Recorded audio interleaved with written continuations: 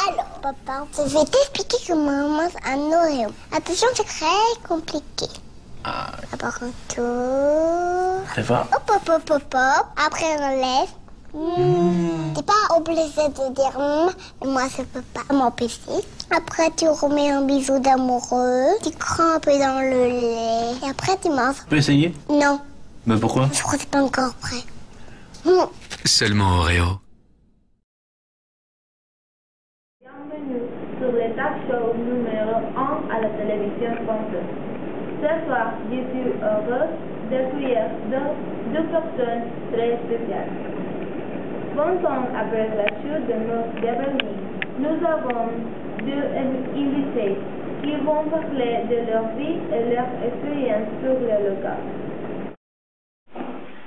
Premièrement, nous avons Clara, qui a survécu à l'Holocauste. Nous sommes venus chez Clara pour parler avec lui. Bonjour Clara, à vous. Bonjour, merci pour ton invitation. Bon, à l'âge de 5 ans, j'étais emprisonnée avec ma famille à la Transnistrie, les camps les plus proches de Chernobyl, à 8 jours par train. Mais aujourd'hui, je suis venue à parler de mes expériences avec la guerre, après la guerre. Nos journées dans des abris en Israël, ma robe de mariée et quelques autres anecdotes, comme quand j'ai appris mes enfants d'âge aîné sur Tchernobyl il y a quelques ans. Comment ils vivent dans ces réfugiés? Bon, nous sommes venus en Israël avec mes parents, mon mari et moi. Nous sommes donnés en une petite chambre pour les cas. Dormait en litière de petite taille. Nous n'avons pas de travail et il m'est arrivé de prendre un cours de coupe et couture. J'ai commencé avec quelques clients, mais en raison de l'espace limité avions la chambre, il était très difficile à coudre et d'agir sous ces conditions. Donc, mon père a construit une petite table pour coudre. Vous avez cousu votre robe de mariée? Non, non. J'étais une adolescente et je voulais une nouvelle robe de haute couture. Il était aussi le moment où j'ai épousé la princesse Elisabeth d'Angleterre, m'a amené à poser toutes les robes qu'elle a rejetées de les maisons de mode. Il était impossible d'acheter une robe à cause de notre difficile situation économique. Heureusement, une cousine d'Hilo, mon mari, a décidé de me prêter sa robe, une robe de chambre en chiffon blanche. Alors, merci beaucoup. Non, de rien. Et je vais te donner mon livre. J'espère que tu le profites. Et merci une autre fois pour ton invitation. Merci. Tout. Ding ding. Ding ding. Ding ding. Dans 50 mètres, tournez à gauche.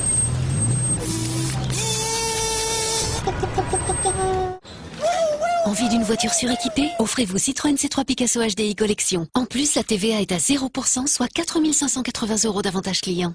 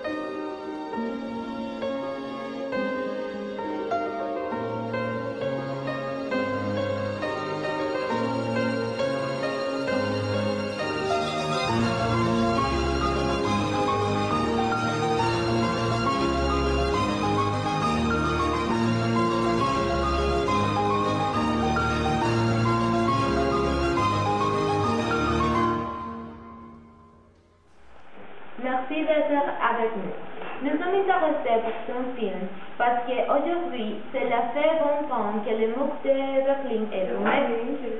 Est-ce que vous pouvez nous dire de quoi c'est le film Goodbye Lenin? Alors, je me présente d'abord. Je m'appelle Julie Kerner, je suis cinéaste depuis 20 ans. Quelle meilleure histoire que raconter que l'histoire de ma grand-mère? Bon, dans ce film, nous racontons la vie de la famille Kerner qui a vécu à Berlin-Est, en la République démocratique allemande. Les acteurs principaux sont Christine et ses deux enfants, Alex et Ariane. Alors, Scarlett, vous pouvez me donner des questions que vous voulez, quand tu veux? Oui, merci. Vous pouvez continuer. Pendant l'été de 78, Christine, ma grand-mère, a décidé de s'investir dans la vie sociale du régime communiste et diriger même l'organisation électorale. En 1989, elle doit assister aux célébrations de la RDA et tous les trajets à cause du désordre causé par une manifestation pour la liberté de circulation à Berlin. Elle est tombée dans un coma. Quelques semaines plus tard, le mur de Berlin est tombé et les deux gens se sont interrompus dans la vie occidentale. Alex, un vendeur d'abonnements aux chaînes satellitaires, et sa sœur comme serveuse dans un burger king. En juin 1990, leur mère se réveille. Alors, et après? Après, le médecin a conseillé à Alex d'éviter un deuxième choc de sa mère, ce qui conduit Alex et Ariane à cacher à Christian les changements politiques qui ont eu lieu pendant son coma. Il raménageait l'appartement familial comme avant. Les produits qui étaient disparus et la vie de la rue. La vie de la rue, oui, on va regarder le trailer, d'accord? Il cache toutes les technologies et les nouvelles mentalités, retrouve les marques de produits de bon. Il a créé même des faux journaux télévisés et allemands pour trouver des explications possibles à ce que la mère découvre malgré tout, comme une publicité de Coca-Cola. Peu après, Christian doit être à nouveau hospitalisé d'urgence, alors que la réunification officielle approche. Alex décide de produire un dernier journal afin de fêter en avance le jour de leur réunification. Une dernière fois l'anniversaire de la RCA pour sa mère. Mais le matin prochain, Christian s'endort et ne se réveille plus. Je trouve intéressant que la ville se transforme, les voitures occidentales sillonnent la rue, les publicités envahissent les murs, et juste comme ça, une ville qu'elle ne peut plus reconnaître, mais Cécile a remporté un grand succès en Allemagne et a raflé de nombreux prix dans son pays. Ça a été un plaisir de vous voir ici ce soir et nous espérons avoir de bonnes nouvelles bientôt. Un grand merci à nos téléspectateurs et le public en général pour avoir le cœur encore et nous espérons que vous avez aimé et appris de ces merveilleuses provinces. Bonne nuit. Observons l'effet déviant sur votre organisme.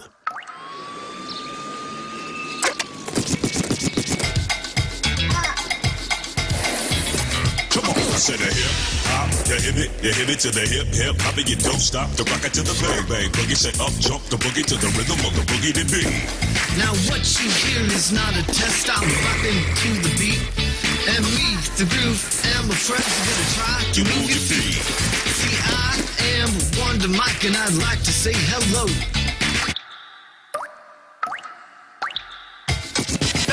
Bang bang boogie to the boogie, the up jump the boogie to the bang bang boogie. Let's rock. You don't stop. Rock the rhythm that'll make your body rock. Well, so far you heard my voice, so then I brought two friends along. And next on the mic is my man Hank. Come on, come and sing that song, that song.